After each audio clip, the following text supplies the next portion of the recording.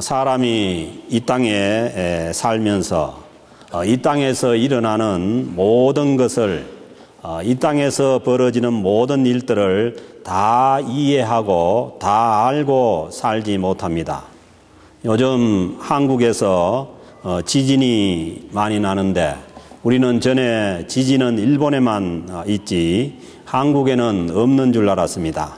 그런데 최근에 경주와 포항 지진을 보면서 앞으로 한국에도 더 큰 지진이 얼마나 있을지 아무도 모른다는 생각을 하게 됩니다.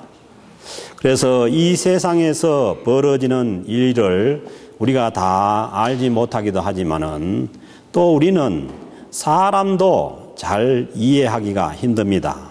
특히 우리가 이 이민 와서 살면서 한국에서 살 때와는 다른 다양한 사람들을 만나게 되면서 그때마다 우리가 내가 사람을 몰라도 너무 모르는구나 그런 말을 자주 하게 됩니다. 옛말에도 열길 물속은 알아도 한길 사람 속은 알 수가 없다는 말이 있는 것처럼 그러니 우리가 이 땅에서 200이 안 되는 IQ를 가지고 이 땅에서 우리가 모든 것을 알고 사는 것이 불가능하고 아는 것이 오히려 극히 일부고 이해하는 것이 극히 일부입니다. 이해되지 않고 알지 못하는 것들이 너무나 많다는 것입니다. 신앙생활은 어떻습니까? 신앙생활은 하나님의 뜻을 알고 하나님의 뜻을 따라서 사는 것입니다. 그런데 우리가 세상 일도 다 모르고 한 사람의 사람 속도 모르는데 어떻게 하늘의 하나님의 뜻을 알고 그 뜻을 쫓아서 신앙생활을 잘할 수 있냐는 것입니다. 더군다나 기독교 신앙이라는 것은 하나님께서 하신 일을 우리가 받아들이는 것인데 땅에서 일어나는 일도 모르고 또 사람도 잘 모르면서 하늘의 하나님께서 하신 일을 우리가 어떻게 알고 받아들일 수가 있느냐는 것입니다. 그래서 하나님께서 하시는 일과 하나님의 뜻을 알기 위해서는 우리에게 믿음이 필요한 것입니다. 성경에는 하나님께서 하신 일들이 기록이 되어 있고 성경 속에 하나님의 뜻이 나타나 있는데 이것을 받아들이는 것은 우리의 믿음입니다. 믿음으로 받아들이는 것이지 내가 아는 상식이나 우리의 이해력으로 받아들이는 것이 아닙니다. 그렇기 때문에 이 믿음으로 받아들이는 것을 신앙이라고 말씀하지 않습니까? 그래서 오늘 주신 말씀도 보면은 여러분들이 이해하기가 힘든 말씀일 수가 있습니다. 3절에 보면은 이는 너희가 죽었고 우리 버젓이 이렇게 살아있는데 살아서 활동하는데 성경 말씀은 너희가 죽었다는 것입니다.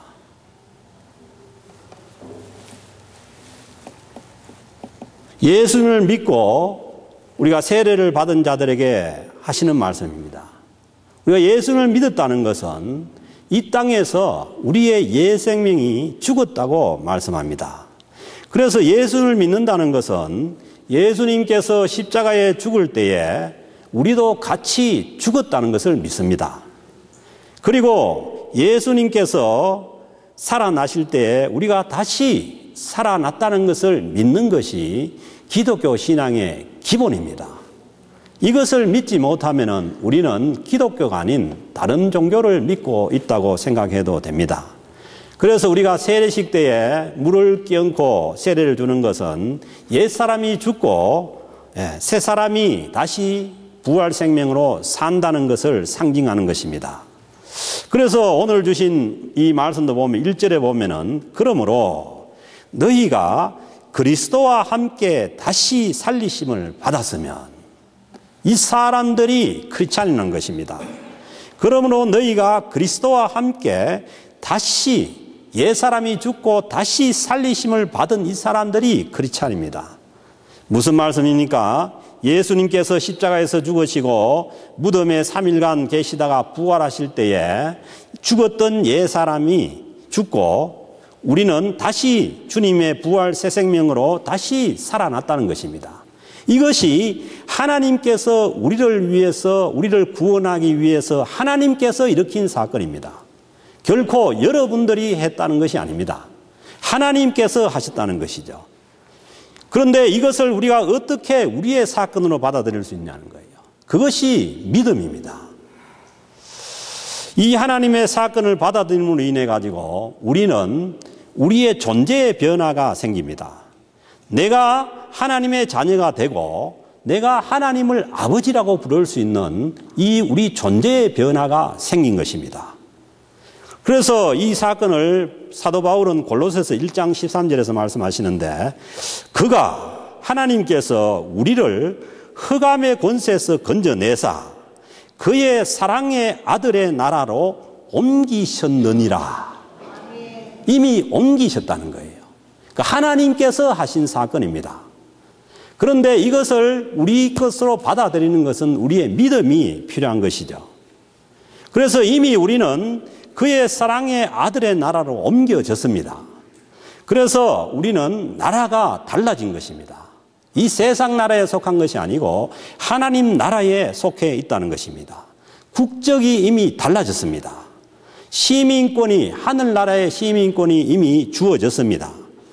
공중의 권세 잡은 흑암의 세력이 지배하는 이 나라에서 하나님께서 다스리는 하나님의 나라로 옮겨진 것입니다.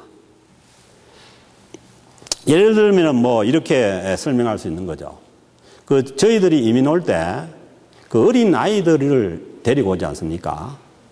근데 그 어린 아이들은 어디에 가는지도 모르고 아무것도 모르고 그냥 따라옵니다. 그런데 그들의 여기에서 이민을 하다 보면 그들의 국적이 바뀌어 있습니다. 그 본인은 모르죠. 본인은 그냥 아무것도 모르고 엄마 손에 안 껴서 그냥 왔을 뿐인데 본인이 모르게 국적이 바뀌는 것입니다. 그런 것처럼 하나님께서 일으킨 사건에 의해서 우리의 존재가 바뀌고 우리의 신분이 바뀌게 된다는 것입니다. 그래서 성경은 말씀하시죠. 요한복음 1장 12절에서 또 빌립보서 3장 20절에서 바울 사도는 말씀합니다. 그러나 우리의 시민권은 하늘에 있는지라. 이미 하나님께서 일으킨 그 사건으로 인해서 우리의 시민권이 하늘에 있다고 사도 바울은 말씀하시는 거죠. 로마서 8장 14절에도 말씀합니다. 무릇 하나님의 영으로 인도함을 받는 자는 하나님의 아들이라. 이미 이 세상에 속한 자에서 하나님의 아들로 신분의 변화가 이루어졌다는 것입니다. 이 모든 것이 내가 한 일이 아닙니다. 성부, 성자, 성령 하나님께서, 삼일체 하나님께서 합력해서 이 일을 하신 것입니다. 이것을 받아들이는 것이 우리의 믿음이지요. 그러므로 우리의 구원은, 우리의 영원한 생명은 하나님께서 하신 일을 받아들임으로 우리가 얻는 것이지 내가 하는 일이 아닙니다. 또 이것도 이해가 될지 모르는데 제가 얼마 전에 할아버지가 됐지 않습니까? 그런데 나는 할아버지가 되는지 안 되는지 거기에 영향을 미친 게 없어요. 그런데 어느 날 손자가 태어남으로 인해 가지고 나는 할아버지가 되어버린 것입니다. 그런 것처럼 우리 외부의 사건에 의해서 우리의 신분이 변화될 수가 있는 것이죠. 우리는 이것을 그냥 받아들일 수밖에 없습니다. 손자가 태어남으로 인해서 저의 의사와는 상관없이 할아버지가 되는 거죠. 그래서 내가 아무리 나는 아직 청년이고 축구도 할 수 있고 나 할아버지 아니요 하고 해도 이미 손자가 태어났기 때문에 나는 할아버지가 된 겁니다. 그래서 손자, 손녀가 태어나면은 누구도 할아버지 신분을 면할 수 없어요. 그것은 뭐냐 하면은 나의 어떤 일과 상관이 없죠. 외부에서 이루어진 일 때문에 내 신분이 변할 수가 있는 것이죠. 그래서 하나님께서 우리를 선택하시고 예수 그리스도의 십자가와 부활의 사건을 통해서 하나님께서 우리의 옛사람이 죽고 새 사람으로 다시 영원한 생명으로 살게 하신 것입니다. 그리고 성령을 이 땅에 보내셔서 우리에게 보내셔서 그것을 믿게 하시고 그리고 하나님의 자녀로 이 땅을 살게 하신 것입니다. 이것이 이해가 되고 이해가 안 된다고 해가지고 나는 그거 도대체 이해가 안 된다 이래가지고 지금 될 일이 아니라니까요.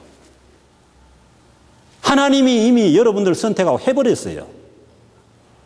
그러니까 안 받아들이면 안 받아들이는 만큼 답답한 거 손해죠.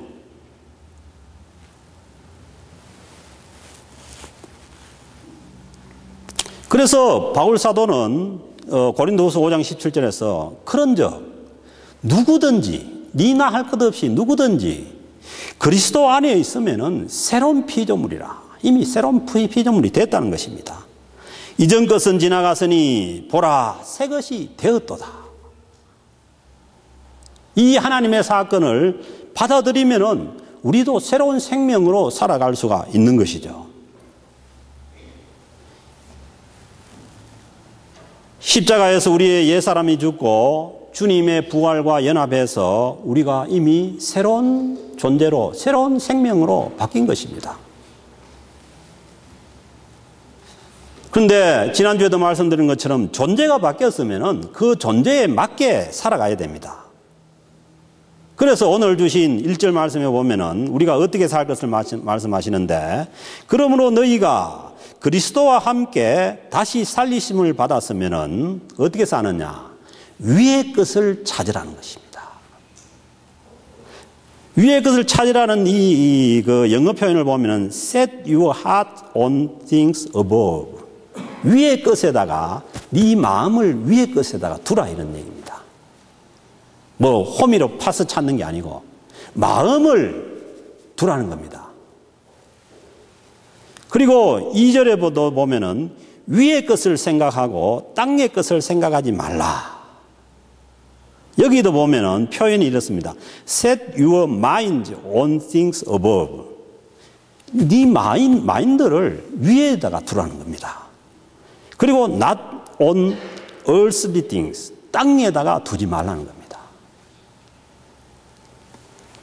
그 위에는 누가 계시느냐? 그러므로 너희가 그리스도와 함께 다시 살리심을 받았으면 위의 것을 찾으라. 거기는 그리스도께서 하나님 우편에 앉아 계시느니라. 위에는 누가 계시느냐? 예수님께서 부활 승천하셔서 하나님 우편에 앉아 계시는데 그 예수 그리스도의 마음을 찾으라는 겁니다. 우리의 마음을 예수 그리스도의 마음에 두라는 것입니다.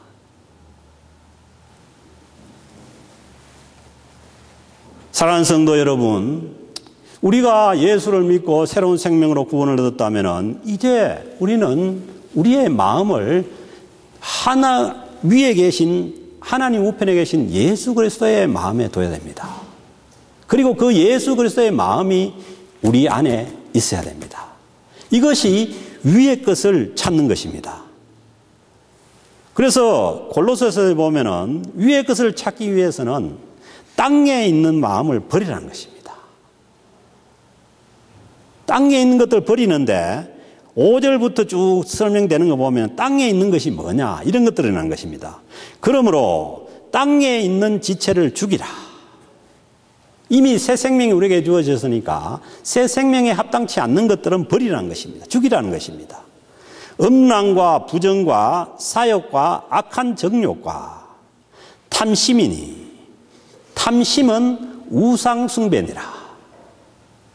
우리 안에 있는 이 욕심, 인간의 본성에서 나오는 이 탐심에서 모든 것이 나옵니다. 그래서 이 탐심을 죽이고 버리라는 것이고 이 탐심이야말로 우상 숭배라는 것입니다. 우리는 뭐 어디 가가지고 저기 바위 밑에 절하나고 나무에 절 하나 한다고 해가지고 우상숭배 아니에요. 탐심이 우상숭배입니다. 그리고 이어지는 말씀을 보면은 6절에 보면은 이것들로 말미암아 하나님의 진노가 임하느니라. 우리는 이 세상 땅의 마음을 가지고 살면서 땅의 마음이 거의 그런 거잖아요. 더 가지고 좋은 거 더 가지고. 그런데 성경 말씀은 그 탐심 위에 하나님의 진노가 같이 있다는 겁니다. 하나님의 말씀이에요. 저도 여러분 좋은 거 많이 가지고 눈에 좋은 거 보기에 좋은 거 다 하고 하면 좋은데, 그런데 하나님의 말씀은 그것들에 하나님의 진노가 그 위에 있다는 거죠. 하나님 무서운 경고의 말씀이잖아요. 그러니까 탐심은 버리는 게 좋습니다. 8절에도 보면 이제는 너희가 이 모든 것을 벗어버리라. 곧 분항과 노여움과 악의와 비방과 너희 입에 부끄러운 말이라. 너희가 서로 거짓말을 하지 말라. 옛사람의 행위를 벗어버리고. 옛사람 왜? 거기에는 하나님의 진노가 있기 때문입니다. 그래서 우리의 마음에서 이런 것들을 제거해버리는 것이 땅에다가 마음을 두지 않는 것입니다. 그래서 이 땅의 마음의 대표가 뭐냐면 탐심입니다. 탐심. 네. 인간은 탐심 때문에 하나님께로부터 쫓겨났기 때문입니다. 창세기 3장에서 선악과를 따물 때 그랬잖아요. 이게 탐심입니다. 보암직도 하고 먹음직도 하고 하나님처럼 지혜롭게 할 만큼 탐스럽기도 한 나무인지라. 그래서 그걸 따먹고 하나님께로부터 쫓겨났습니다. 그래서 우리가 이 세상에 우리가 살면서 이 세상의 것들을 위한 이 탐심을 버리지 않으면은 거기에 하나님의 진노가 있다고 말씀합니다. 그래서 사도 요한은 보세요. 성경은 다 일맥상통합니다.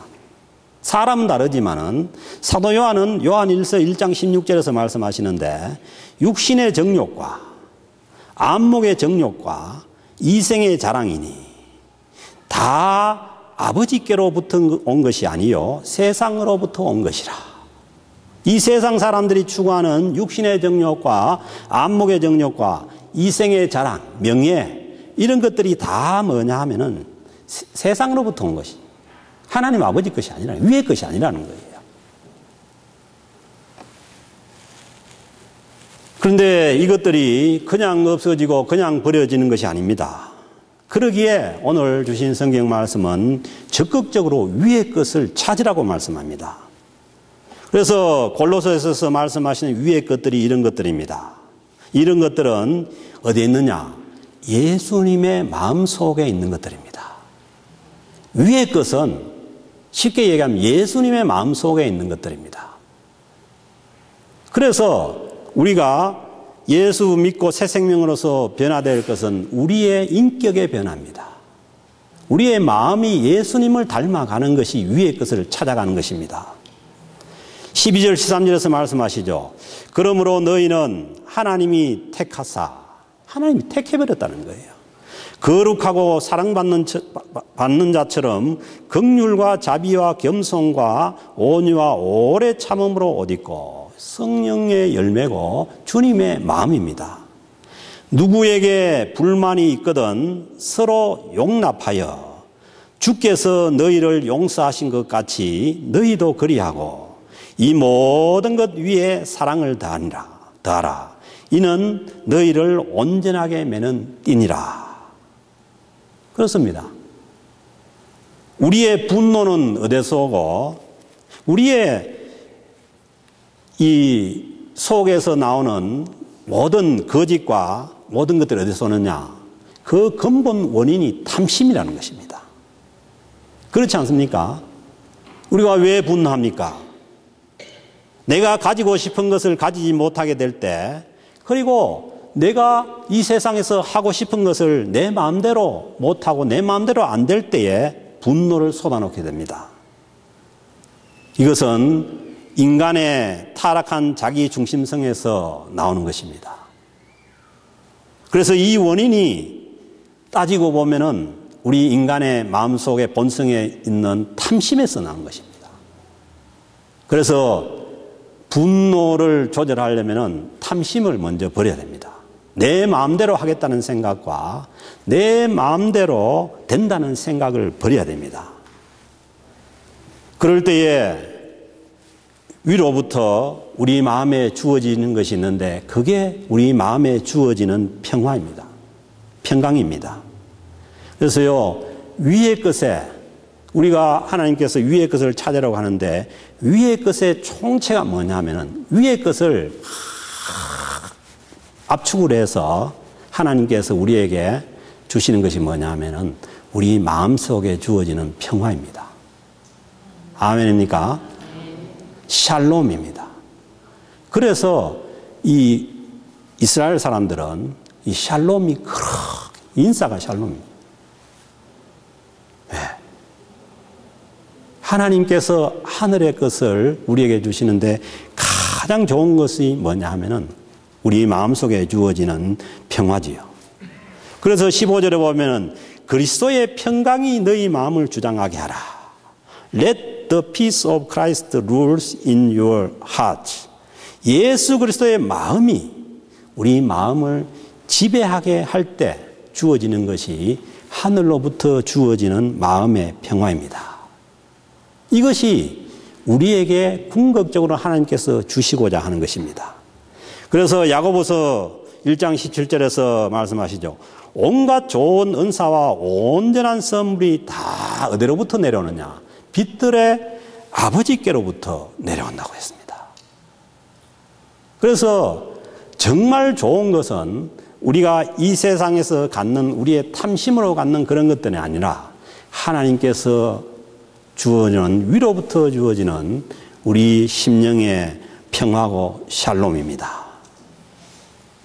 정말 좋은 것들은 이 세상으로부터 얻어지는 것이 아닙니다.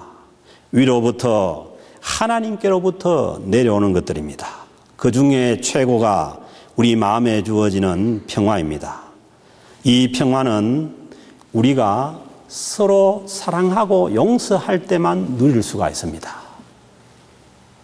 다른 사람을 용서하지 못하고 미워하는 상태에서는 이 평화는 누릴 수가 없습니다.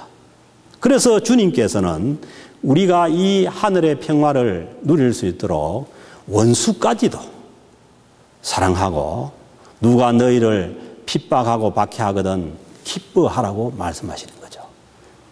왜냐하면 주님께서 우리에게 위로부터 주시고자 하는 이 평화를 우리가 누릴 수 있도록. 그래서 찬송가 412장에서 말씀하시죠. 평화 평화로다. 어디로부터 내려옵니까? 하늘 위에서 내려오네. 위로부터 내려옵니다. 계속되는 이 골로새서 3장 말씀을 보면은 23절에서 보면은 이 사회생활, 직장생활도 어떻게 하느냐. 우리가 위의 것을 누리면서 평화를 누리면서 이 땅에서 직장생활도 하고 사업도 하고 살아가기 위해서는 23절 말씀 보면 무슨 일을 하든지 마음을 다하라는 것입니다. 그래서 마음 없는 일 별로 안 하는 게 좋습니다. 마음을 다해서 죽게 하듯 하고 사람에게 하듯 하지 말라. 이것이 뭐냐 하면은 저는 우리 젊은이들도 여기 있지만은 우리 크리스찬들이 이 세상에서 정말 잘 살아갈 수 있는 비결은 여기 있다고 봅니다. 하나님을 모르는 사람들은, 예수님을 모르는 사람들은 아무렇게나 할 수 있어요. 그렇지만은 오늘 이 주시는 말씀은 무슨 일을 하든지 직장에서든 사업을 하든 마음을 다해서 죽게 하듯 하고 사람에게 하듯 하지 말라는 거예요. 우리 직장에서 일하는 동료도 그렇고 상사도 그렇고 부하도 그렇고 그리고 사업하는 사람은 나에게 오는 고객도 마찬가지입니다. 그냥 그 사람들을 나에게 돈 벌어주는 그런 사람으로 보는 것이 아니라 그 사람들을 죽게 하듯이 할 때에 우리가 이 땅에서도 우리의 삶의 현장 가운데서도 하나님 주신 위로부터 오는 우리 마음의 평강을 누리며 살아갈 수가 있는 줄로 믿습니다. 그런데 이 성도의 삶이 참 여기까지 나가는 게 쉽지 않죠. 막 경쟁하고 막 서로 막 경쟁하고 누르고 막 해도 참 살아가기가 힘든 셈입니다. 어떻게 보면 그러기 때문에 하나님께서는 우리에게 모든 일들을 사람에게 하듯 하지 말고 죽게 하라고 그렇게 말씀하시는 것 같아요.